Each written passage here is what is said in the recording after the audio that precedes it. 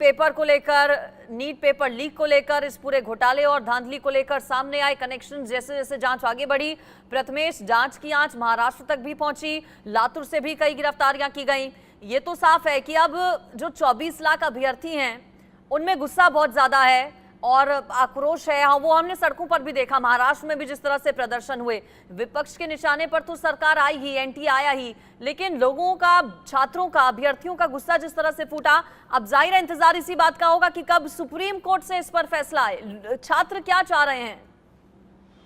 जी जी बिल्कुल, जो सबकी निगाह है वो सुप्रीम कोर्ट के डिसीजन के ऊपर ही टिकी हुई है। जितने भी जो स्टूडेंट्स हैं वो लगातार देख रहे हैं, सुप्रीम कोर्ट पे ही निर्भर है कि वो क्या एक डिसीजन देते हैं, क्योंकि वो एक जस्टिस है। जहां CGI chief justice of India वहां पर बैठेंगे, जब डिसीजन देंगे सबकी निगाह उसी पर ही टिकी रहेगी। क्योंकि जिस तरीके से महाराष्ट्र की अगर बात करूँ तो लातूर से जब गिरफ्तारी होती है, लगातार जो प्रदर्शन किए जाते हैं स्टूडेंट की तरफ से, लगातार महाराष्ट्र की अगर बात करूँ तो कांग्रेस की तरफ से भी लगातार प्रदर्शन किए गए। री नीट की उनके तरफ से मांग उठाई गई थी। जो स्टूडेंट्स है, नीट एस्पिरेंट है, उनकी तरफ से भी री नीट की मांग उठाई जा रही है। तो लगातार देख सकते हैं कि जिस तरीके से जो मांग है वो री नीट की उठ रही है। लगातार जो है धांधली की बात आती है। भले एनटी की तरफ से कहा जा रहा है कि जो पेपर लीक है वो नहीं हुआ है, लेकिन जिस तरीके से जो सीबीआई की रिपोर्ट है, सीबीआई जिस तरीके से जांच करिए, लगातार नए नए अरेस्ट होते ही जा रहे हैं। बात करूं महाराष्ट्र लातूर से लगातार अब तक 3 अरेस्ट हो गए। लगातार जो है जांच अभी भी शुरू है। तो लगातार इसमें स्टूडेंट की तरफ से भी ये कहा जा रहा है कि जो री नीट है वो किया जाए, और सबकी जो निगाह है वो आज सुप्रीम कोर्ट के डिसीजन के ऊपर ही निर्भर रहेगी। जी बिल्कुल, तो देखिए सुप्रीम कोर्ट में जैसा कि आयुष ने बताया कि दोपहर बाद, लंच के बाद सुनवाई होगी। दोपहर 2 बजे के बाद लिस्टेड है सुप्रीम कोर्ट में ये पूरा मामला, और सीजीआई चंद्रचूड़ की बेंच दूसरी बार इस पूरे मामले पर सुनवाई करेगी। लेकिन रितेश, एक कहावत भी है कि justice late is justice denied.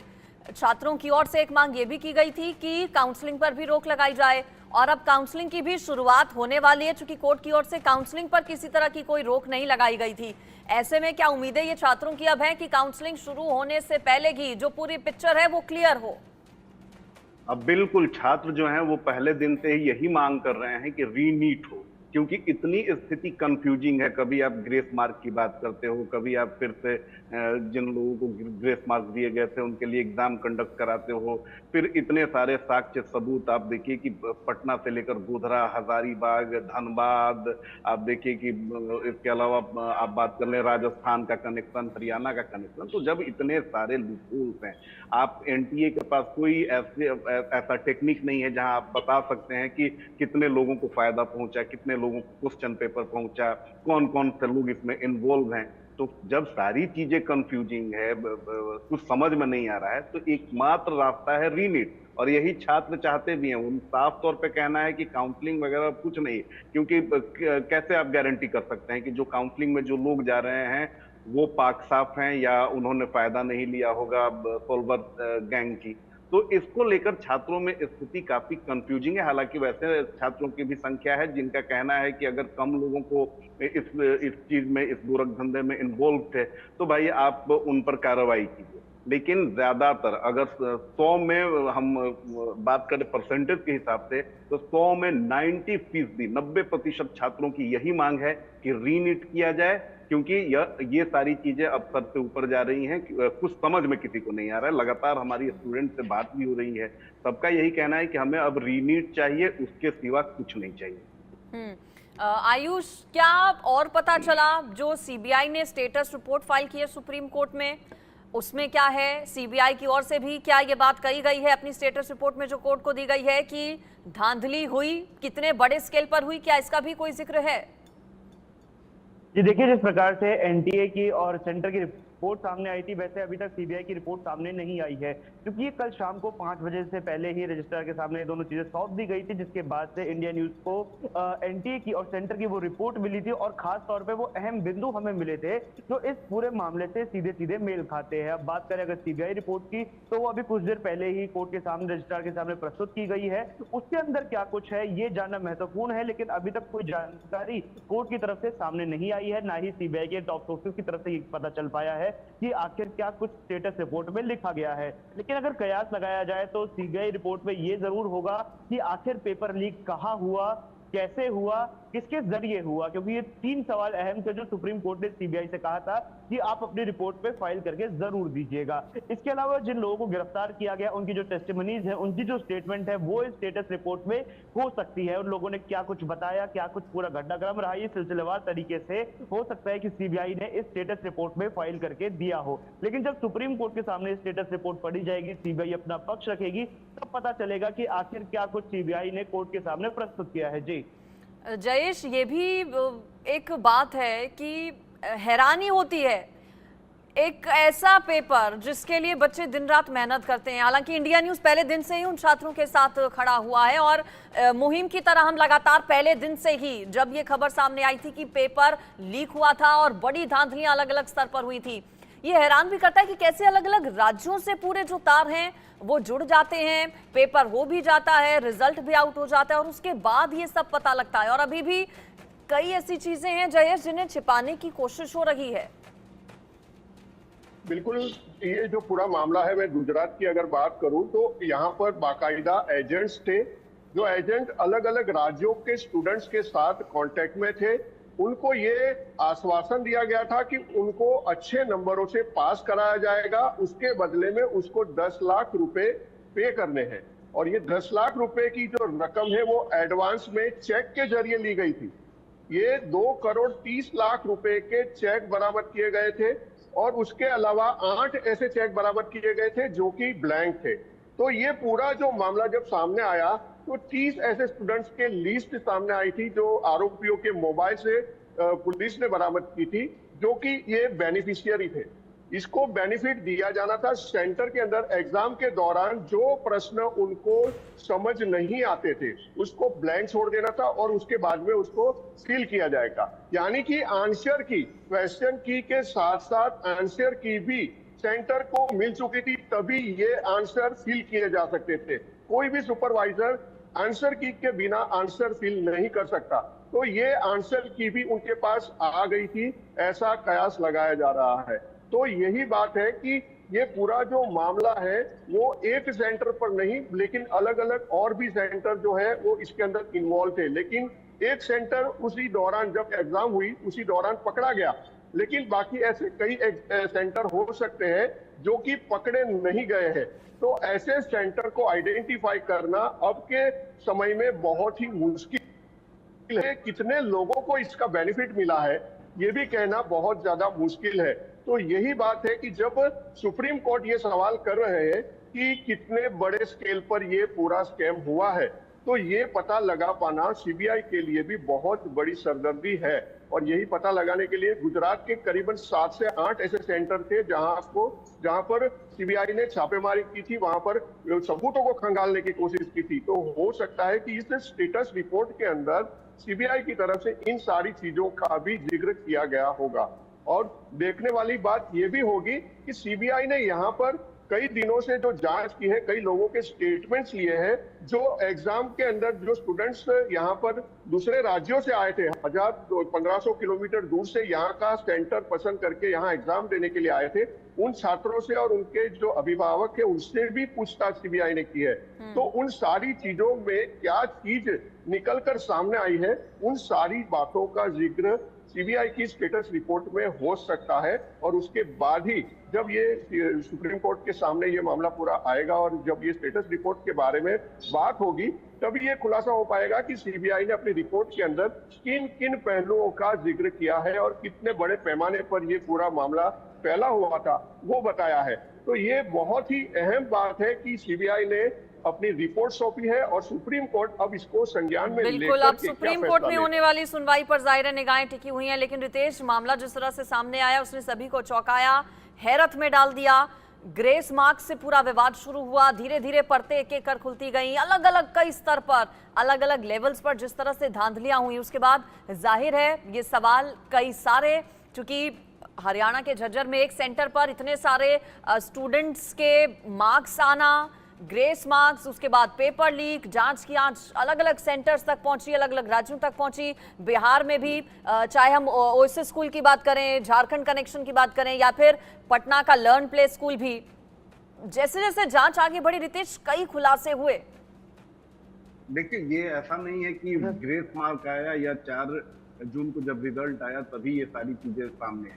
4 मई को ही हमारे पास इंडिया न्यूज वो पहला चैनल था जिसके पास पेपर लीक को लेकर हमारे पास इनपुट्स आए, और उस इनपुट के आधार पर हमने जो पटना के वरिष्ठ पुलिस ऑफिशियल, चाहे वो एसएसपी हों या अन्य अधिकारी हों, उनसे हमने बात करने की कोशिश की। उस समय तो उन्होंने सिरे से नकार दिया, लेकिन 5 मई को देखिए कि चीजें निकलकर सामने आने लगी। जब सिकंदर यादवेंदु की गिरफ्तारी हुई, आयुष नाम के छात्र की गिरफ्तारी हुई, अमित आनंद की गिरफ्तारी हुई, पटना का लर्न प्ले स्कूल का इन्वॉल्वमेंट निकलकर सामने आया, जले हुए बुकलेट मिले।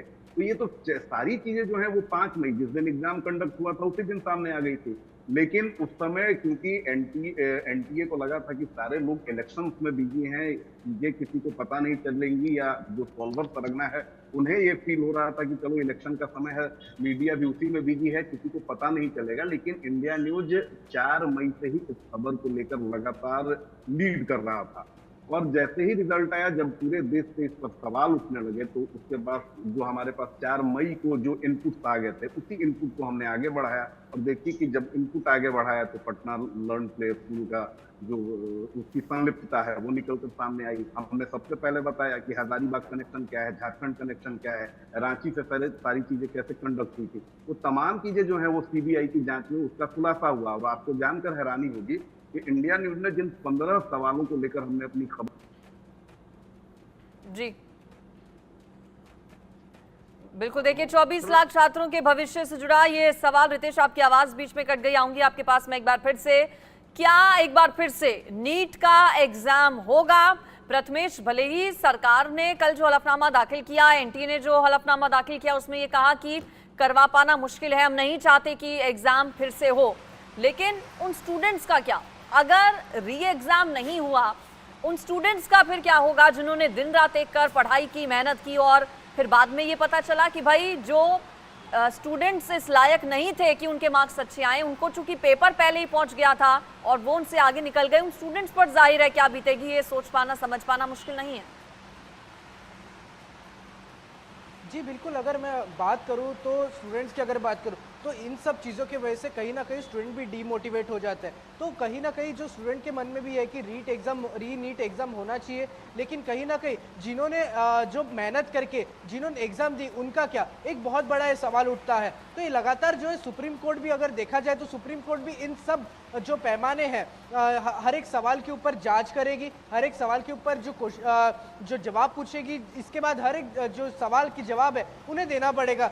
जिस तरीके से स्टूडेंट की तरफ से भी कहा जा रहा है कि हमें रीनीट एग्जाम चाहिए, जिस तरीके से जो एक धांधली की जो खबर आई है, जब इंडिया न्यूज़ ने पहली बार ये चलाया था कि धांधली हुई है, तब जिसके बाद लगातार जो है धांधली की खबर महाराष्ट्र की तरफ से उठती गई। महाराष्ट्र की सरकार इसमें लगातार जो है संक्षेप देना शुरू हो गया था। उसके बाद जो एजुकेशन मिनिस्टर है महाराष्ट्र के हसन मुश्रीफ, उनकी तरफ से भी कहा गया था कि रीनीट एग्जाम होना चाहिए। लगातार जो है सब लोग इसमें रीनीट एग्जाम की तरफ देखा जाए तो जो एक जो पैमाना है वो रीनीट एग्जाम की तरफ ही ज़्यादा पैमाना देखने को मिल रहा है। लगातार रीनीट एग्जाम की जो मांग है वो लगातार उठ रही है, लेकिन लगातार एनटीए की तरफ से भी ये कहा जा रहा है कि हम रीनीट एग्जाम नहीं करा सकते हैं। तो अगर क्योंकि ये जो अगर नीट की एग्जाम देखी जाए तो ये 12th के बाद होती है। 12th के बाद एक बहुत बड़ी एंट्रेंस एग्जाम होती है जहां पर डॉक्टर्स के लिए, एमबीबीएस के लिए जो कई जो विद्यार्थी है वो परीक्षा देते हैं। तो यहाँ पर जो है धांधली फ्यूचर के साथ होगी, तो इसलिए रीनीट एग्जाम कराया जाए, ऐसी जो मांग है महाराष्ट्र के जो विद्यार्थी है उनकी तरफ से भी उठ रही है। बिल्कुल आयुष, क्या बता रहे हैं कि दोपहर लंच बाद लिस्टेड है पूरे मामले में सुनवाई, जिस पर सभी की निगाहें टिकी हुई हैं। आयुष, आज की सुनवाई में क्या होगा? चूंकि हलफनामा कल दाखिल किया गया एनटीए और केंद्र सरकार की ओर से, सीबीआई ने भी अपनी स्टेटस रिपोर्ट जांच की सौंप दी है। आज क्या सभी पक्षों की दलीलें भी सुप्रीम कोर्ट सुनेगा? आज क्या होगा सुनवाई में? अनम्यूट कीजिए, आवाज नहीं आ रही आपकी आयुष। जी देखिए, आज की सुनवाई महत्वपूर्ण इसलिए होने वाली है क्योंकि सीबीआई की तरफ से, एनटीए की तरफ से और केंद्र की तरफ से जो हलफनामे दिए गए हैं, इन पर आज चर्चा होने वाली है। इनको लेकर अब सुप्रीम कोर्ट आगे की सुनवाई पर फैसला करेगा। तीनों का एनालिसिस किया जाएगा, तीनों के बारे में जाना जाएगा, तीनों को पढ़ा जाएगा और तीनों की तरफ से जो मेन पॉइंट्स रखे गए हैं उस पर सुप्रीम कोर्ट आज विचार करने वाला है। 38 याचिकाएं जो हैं, पिछली बार ही सुप्रीम कोर्ट ने स्थिति स्पष्ट कर दी थी कि सभी याचिकाओं को एक साथ नहीं सुना जा सकता है। तो जो मुख्य रिस्पोंडेंट्स है वो लोग सामने आए और वो लोग इस पूरे मामले पर बहस करें। तो यानी इन याचिकाओं पर बात होगी, जो लोग रीनीट कराने की मांग उठा रहे हैं उन लोगों से चर्चा होगी और साथ ही सवाल जवाब होगा इन स्टेटस रिपोर्ट पर। जैसे पिछली बार सीबीआई से, एनटीए से और केंद्र सरकार से रिपोर्ट मांगी गई थी, उससे पहले कई सवाल जवाब हुए थे और एक क्वेश्चन की पूरी लिस्ट बनाकर सुप्रीम कोर्ट ने तैयार करके दी थी, जिसमें उन्होंने ये बात कही थी कि उन लोगों को जवाब चाहिए पेपर लीक कहाँ हुआ, कैसे हुआ, किस तरीके से हुआ और कितने समय पहले एग्जाम से ये पेपर लीक हुआ है। इन तमाम चीजों पर जवाब मांगे गए। तब जब जवाब दाखिल हो चुके हैं तो इन जवाबों पर जाहिर सी बात है कि सुप्रीम कोर्ट एक बार में संतुष्टि नहीं जताता। तो सुप्रीम कोर्ट इन जवाबों पर दोबारा से सवाल करेगा और उनसे जाना जाएगा कि आखिर जो ये डाटा एक्यूमुलेट हुआ है, ये डाटा कैसे आया है, ये डाटा सीबीआई तक, एनटीए तक और सरकार तक कैसे पहुंचा और इसको किस आधार पर सुप्रीम कोर्ट के सामने प्रस्तुत किया गया। जी बिल्कुल, तो देखिए 24 लाख छात्रों के भविष्य का फैसला और आज सुप्रीम कोर्ट में होने वाली है महत्वपूर्ण सुनवाई, जिस पर निगाहें सभी की टिकी हुई हैं। दोपहर बाद इस पूरे मामले पर सुनवाई होगी।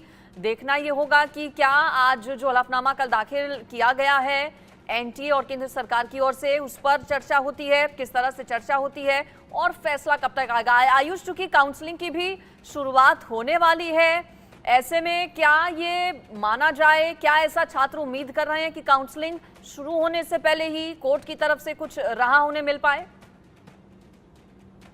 जी देखिए, ये बात भी केंद्र ने अपने हलफनामे में साफ और स्पष्ट बता दी थी कि इस महीने के यानी जुलाई महीने 2024 के तीसरे हफ्ते से काउंसलिंग जो है नीट यूजी की 2024 की वो शुरू होने वाली है।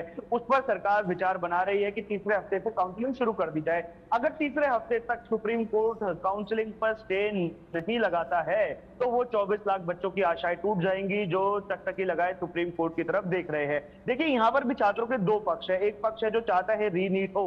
अगर काउंसलिंग पर रोक लगा दी जाती है तो उनको कहीं ना कहीं आशा की एक किरण जागेगी, जिनको लगेगा कि हाँ, अब काउंसलिंग पर सुप्रीम कोर्ट ने रोक लगा दी है तो हो सकता है सुप्रीम कोर्ट रीनीट 2024 कराने की जो मांग है उनकी, उस पर विचार कर सके। तो वहीं दूसरी ओर छात्रों का एक ऐसा समूह भी है जो ये कह रहा है कि रीनीट नहीं होना चाहिए, जो एग्जाम पहले से हो चुका है उसी पर कार्रवाई जो है इसी प्रकार से आगे बढ़ती रहे। लेकिन यहाँ पर जानना जरूरी ये है कि सुप्रीम कोर्ट आखिर किस फैसले पर कायम रहेगा, क्योंकि सुप्रीम कोर्ट ने बात बोली थी कि अगर उनको इस पूरे प्रोसेस में 0.01% की भी धांधली लगती है, 0.01% की डिस्क्रिपेंसी सुप्रीम कोर्ट को नजर आती है तो वो कड़ा फैसला लेगा। वो कड़ा फैसला क्या होने वाला है इसकी ओर निगाहें टिकी हुई है। लेकिन काउंसलिंग की जो टेंटेटिव डेट है वो आ चुकी है। अब काउंसलिंग की टेंटेटिव डेट आने से पहले सुप्रीम कोर्ट अगर फैसला सुना देता है तो रीनीट वाले छात्रों को कहीं ना कहीं राहत मिलेगी, वरना इसी प्रकार से असमंजस की स्थिति लाखों बच्चों के बीच बनी रहेगी। जी चलिए, ठीक है, शुक्रिया आप सभी का इस पूरी खबर पर जुड़ने के लिए और विस्तार से जानकारी देने के लिए। तो जो भी अपडेट होगा, सुप्रीम कोर्ट में सुनवाई हालांकि दोपहर बाद होगी, जो भी अपडेट होगा इससे जुड़ा हुआ पहुंचाएंगे आप तक सबसे पहले। फिलहाल एक ब्रेक।